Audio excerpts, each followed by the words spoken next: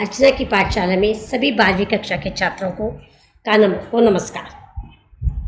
आज मैं आपके सामने जो गीत प्रस्तुत करने जा रही हूँ, जिसकी व्याख्या बहुत सरल शब्दों में करूँगी, उसका शीर्षक है कार्नेलिया का गीत, जो कवि जयशंकर प्रसाद के द्वारा रचित है।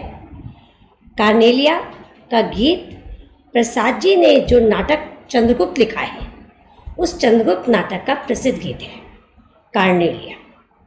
कार्नेलिया सिकंदर के सेनापति सेल्यूकस की बेटी है, जो सिंधु के तट पर बैठी हुई भारत की गौरव गाथा का, उसके अप्राकृतिक सौंदर्य का वर्णन कर रही है।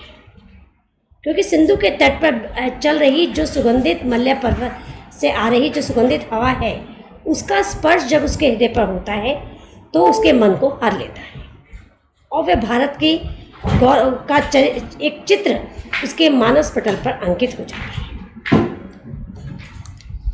अब कार्नेलिया का गीत में मैं आज जो काव्यांश आपके सामने पर जो गीत आपकी व्याख्या आपके सामने प्रस्तुत करूंगी, उसे प्रस्तुत करने से पहले हम उस काव्यांश का पूरा उच्चारण करेंगे। उसके शब्द अर्थ आपको बताए जाएंगे। उस शब्दों के अर्थ आप अपनी किताब खोलकर बैठ जाइए, उस पर लिख लेना। सर्वप्रथम कार्नेलिया कहती है, अरुणीय है मधुमेह देश हमारा।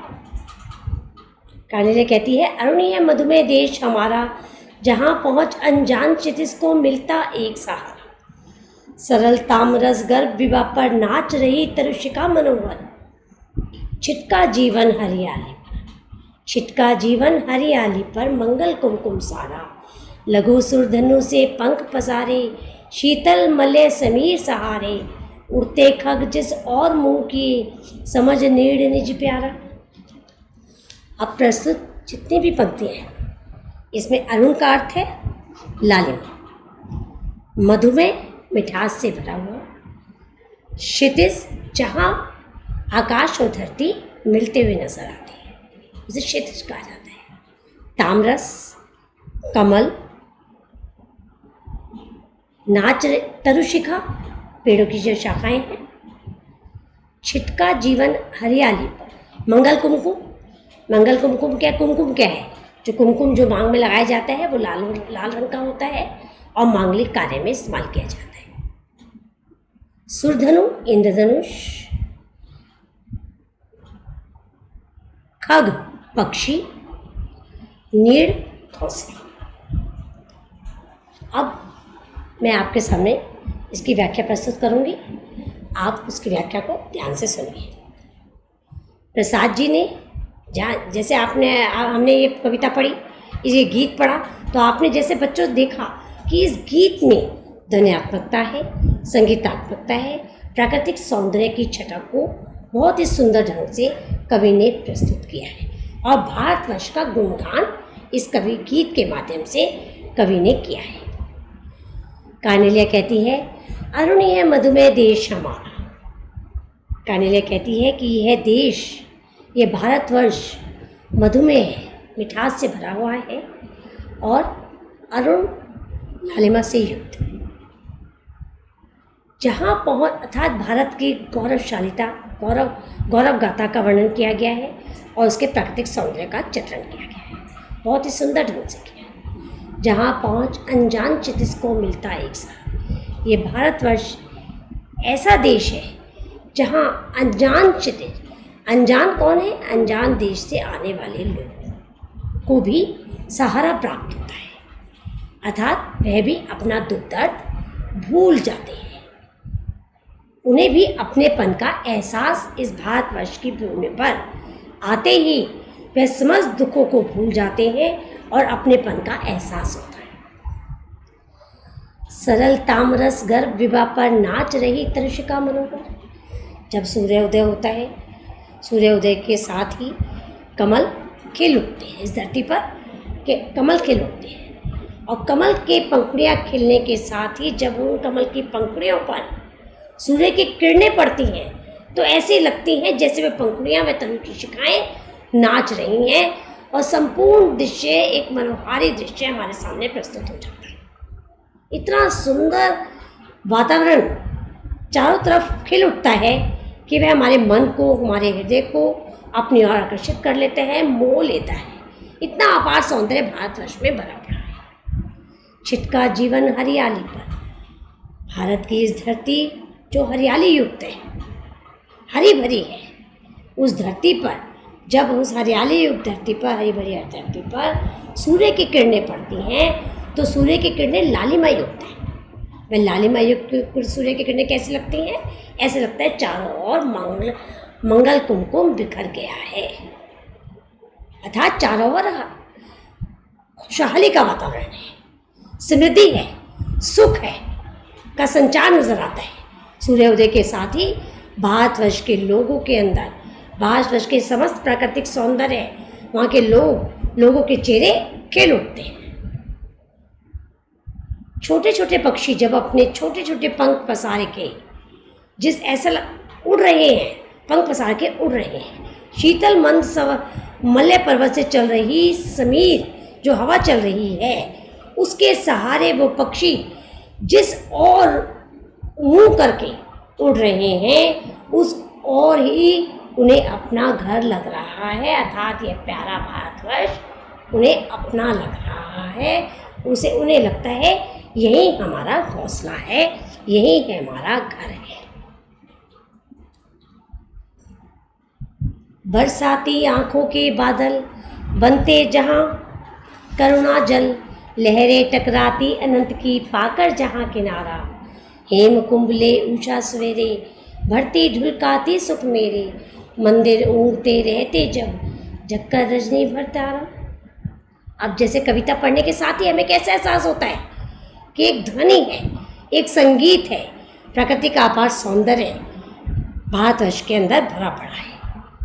अब बरसाती आंखों के बादल बनते जहाँ भरे करुणा जल में, पहले आप शब्दों के अर्थ देखना, करुणा दया, अनंत जिसका कोई अंत नहीं है, असीम है, हेम सोना, कुंभ घड़ा है, मंदिर मस्ती पैदा करने वाला, रजनी क्या है? रात। अब इन शब्दों के बाद अब आप व्याख्या प्रस्तुत की जाएगी। व्याख्या देखिए।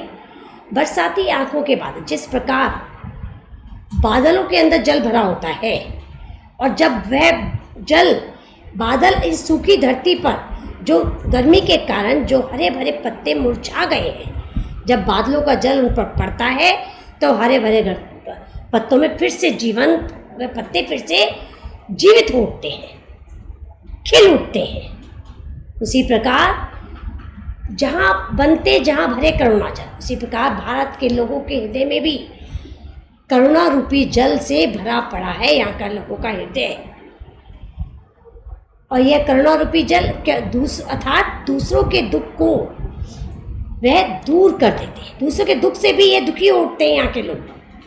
अपने दुख से तो दुखी होते ही हैं, परंतु दूसरे के दुख को भी अपना समझकर उनको दूर करने का प्रयत्न करते हैं, उन्हें अपनेपन का एहसास दिलाते हैं।